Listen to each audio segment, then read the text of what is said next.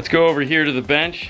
We'll unbox the radio, the harness. We'll go through all the parts as to what it's going to take to get a radio into this. I want to get the radio at least powered up into the car before I get all the finish work done on it, because I want to make sure like that all the overhead and DVD and all that stuff is going to work. Even though it's an older vehicle, he's not even worried about that. It's been a minute since I've done one of these. I just want to make sure, you know.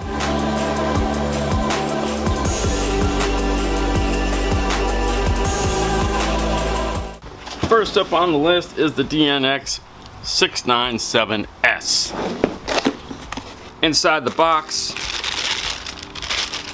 main wiring harness. Kenwood will give you a long purple white wire for reverse and a long light green wire for the emergency brake. There's also these two strange wires off to the side that are not normal, and it says cam plus, cam negative, and it's a green with a red and a green with a white. These are for a specific Kenwood camera and nothing else. Otherwise, all the wiring on here is identical to what you're used to. White is driver's front, gray is passenger front, green is driver's rear, purple is passenger rear. There's a yellow constant 12 volts, a green accessory, a black ground, and then there is a blue. There's a blue, which is power antenna, a blue white, which is amplifier turn on, and then there's the blue yellow, which is your steering wheel control input wire, which we will not be using because we're going to be doing RR, which is a data connection. Lastly, there is a orange with a white stripe, which is illumination.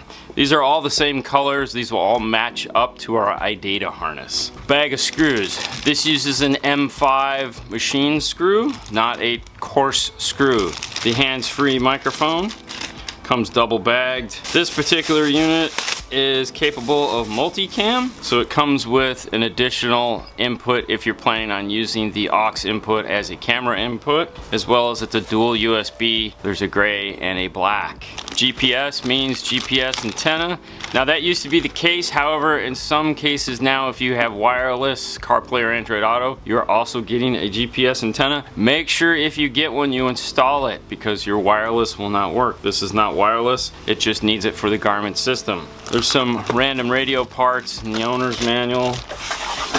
Kenwood still feels the need to give you a cage for their doubled-in radios, which is good or bad depending on how you look at it. They also give you this trim ring here to snap over it. So if you're doing some form of a custom installation where you have to mount the radio, Kenwood is a really good option because they still give you this. Taking a closer look at the back of the radio, the dual USBs are pigtails. There are these 4 yellow connections. You have video out, which will feed this DVD player to the overhead console. You have third view camera, which is part of the multicam system. Dash cam or front cam. If you were using a dash cam and you still want to do a front cam, that's what you use the third view camera for. And then rear cam, which this does have. I like to remove the little covers over the ones I'm going to use, just so I have an idea as I'm moving through it. You have an AV output. You have AV in over here, which is what the multicam input is for. Or if you need to bring in audio from that bottom DVD player, it's going to go into this input here. Dash cam plugs into the white connection. RR plugs into this black connector here, as well as this 1/8 inch connector. Sirius XM, if you're going to use it, goes here. Wireless mic and the GPS antenna. FM antenna is a pigtail. And then the RCAs go rear, front, sub. Kenwood is unique to that, and if you go front rear sub, well, you're going to be disappointed in the end. Looking on the other side, top is the CD DVD player, and then all our buttons are located on the side panel here. It does have a micro SD input, and right below it, it says Garmin.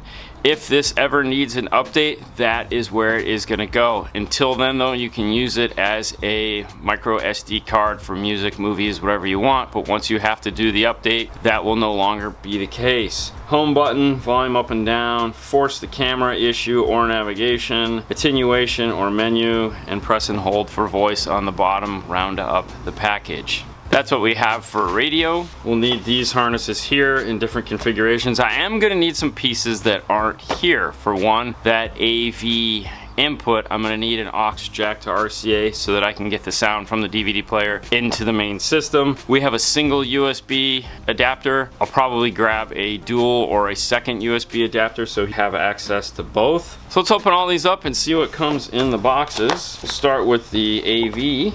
We have an aux jack for audio. We'll need this so that we can get the audio from the radio back to the wireless transmitting system on it, because this has multi-zone. And then looking closely at it, we have a ground.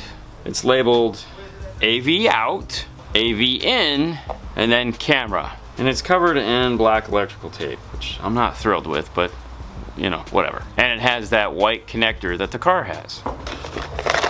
The RCH1. When you're installing an iData, make sure you look at the picture for the wiring carefully, because in some cases you may need the OBD2 connection plugged in some cases you don't. There's a great diagram, which you'll see in a minute, that shows you all the harnesses and where they go and everything. And you don't want to just plug things in that don't need to be plugged in, or hooked up for that matter. A lot of the times I'll see these when people bring them in because they're not working right, and they'll have hooked up the steering wheel controls and plugged in all the cables, and they didn't need it. That's actually what's causing some of the headaches they're having. For this, they make a cable that has a 3-pin black connector to aux jack style input in one bag, and then in the other bag they make a 4-pin on both ends that's blue, white, black, and red. Those are the two harnesses that most of the time you will need. You don't always need this little aux harness, but I grab them both. The rest of this we're not going to need. If you need a USB to flash your unit, that's in there as well, but the rest is not necessary. If you've never flashed an RR module before, go over to maestro.com, download the software to either a Windows or a Mac. It really doesn't matter. Grab your brain and plug it in, and then flash. Flash by vehicle. This is an 08 Chrysler Town and Country. Gives you the option for steering wheel controls. Those are those buttons on the back. Kenwood. Always keep that box close by because you're going to need the model number and the serial number off the box. DNX697. The serial number is located directly underneath the part number, and it says S/number. CH1 harness. It should give us the options for all the other parts that could be available. If it has a factory GPS antenna, or if we're retaining Sirius XM, all those parts will be listed here. If we want to add a K40, then it brings us to this page where you get to answer a couple questions. This does not have a factory amplifier. We want to turn that on. Parking assist, advanced camera features, steering wheel controls, rear seat video retention. If it has it, click yes. And then we get to the steering wheel control programming, which is one of my favorites. The only thing that I have complaints on is some people like to hold the volume down button, and when you do that it mutes the stereo. That kind of bugs people for some reason. I don't know. I turn it off. When you get there, flash the unit, sit back, relax, wait for it to do its thing. Once you get to this page, there's a couple of things that you can email out to the customer if you want, as well as we want to get the install guide. One of the things that drives Fernando crazy about their install guides is they give you every single install guide, so now you have to go through and search for your vehicle. I like to shrink the page down. It is going to start with Chrysler. Scroll down until you get to the Town and Country. Find your year. In this case, ours is a 2009. This is 8/11. This is the guy we want. Gives you some basic instructions. This is where it's going to talk about that 8 speaker wiring on the plug. If it's a 4, it's an amplified system. If it's an 8, it's a non-amplified system. Make sure you follow the instructions on that. If you don't, you won't get any sound from people talking to you over the hands-free. And then scroll down to the main page here. This section where you see the white and green and white are that part about how to switch it if you have amplified versus non-amplified. This is also showing us that we are going to need our OBD2 connection, and that the only connection between the radio and the harness is going to be the 4-pin connection, which is this guy here. We won't need the aux jack. Down here in the bottom of the page, it does list all the harnesses that come in that box that we don't need. There's that little aux jack there, the main harness, the steering wheel controls, the power.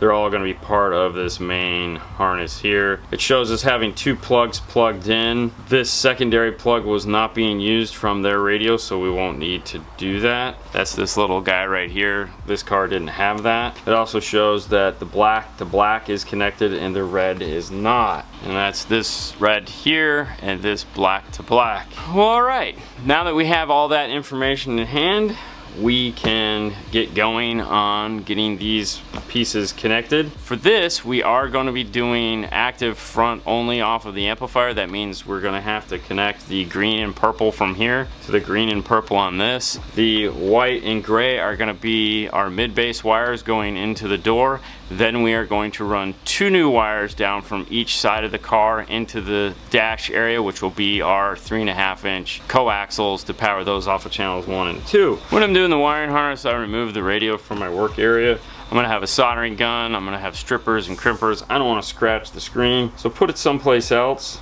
The first thing I like to do is connect the harnesses like these to this unit. They're not going anywhere, they're just laying in a pile of other black harnesses. This can easily get knocked onto the floor. Plug that in, since that's the only one we need. If I needed both, I'd plug both those in and I can set this aside. As I said, I'm not a big fan of this tape that's on here. That means I'm going to remove it and start over. That is a personal thing. This is RCA's. You could easily just zip tie this up. They're shielded. There's no metal in this dash. You could put little bands around it, whatever you like. I am going to break this into its components here. So I have an output, I have an input, and I have a camera. My plan is to separate them all into those specific groups, just to make it easier for me. The tape that I'm using is exterior tape. I don't know if it's any better, but it makes a little bit more sense to me. I have my AV in, my AV out, my camera now are all separated along with that ground. I've also put an end on it. And with that done, I can move on to the main wiring harness. This car doesn't have that little gray cube here, and that just happens to be on its own little plug. It can be removed from the harness, which is this guy right here. Don't need it. And these are the plugs for front and rear. When it's connected like this, meaning matching in color, this is for if there is a factory amp. When you match the speaker color but not the plug color, this is when there is no factory amp, which is how we're going to be using it. The red plug is not being used since we've already removed the tape. Pull that out. There's a black with a yellow stripe that is on this harness, which is foot brake. We don't need that for this vehicle for any reason. There's also a brown wire on the accessories harness that is for cellular phone mute that this does not have a trigger for. I like to remove that too. With that done, that leaves us with our 8 speaker wires that match the colors of the Kenwood. Leaves us with the black, the yellow, the red. Matches up to our Kenwood harness. A blue with a white stripe. This always gets hooked up whether there's an amplifier or not. I just always hook it up. Our purple with white, our orange, and then there's this pink wire here. The pink wire is VSS, and even though this radio doesn't require it, I just cap it off and put it into the harness in case at some point he decides to get a wireless Android Auto or CarPlay radio. You are going to want to use that wire. Next is to get this all buttoned up. One of the things I do to every harness is I add in some extra connections. So I add in an extra accessory, power and ground. That way if he ever decides to get maybe a dash cam or a rear cam or a side cam or something like that, I have those connections there. If I'm not doing an amplifier, I add in an extra remote turn on. Now, one of the things I should say about this way of doing this harness, this is one of the older harnesses that iData makes. Moving forward, iData's new harnesses are plug and play compatible. You can buy them and they have an end on them, and then you can buy an extra piece that this will just plug into. There's no connection necessary. It's really kind of cool. However, some of the older inventory, we got to move through that before we get to it, so I will just settle for soldering this one up, no big deal. Here's those 3 wires, and then my remote turn on is actually extra long. I'm going to bundle that up with my white and gray, which are my front speaker wires, because this will be going off to the amplifier. I want that remote turn on wire to run with those. All right, and 3, 2, 1.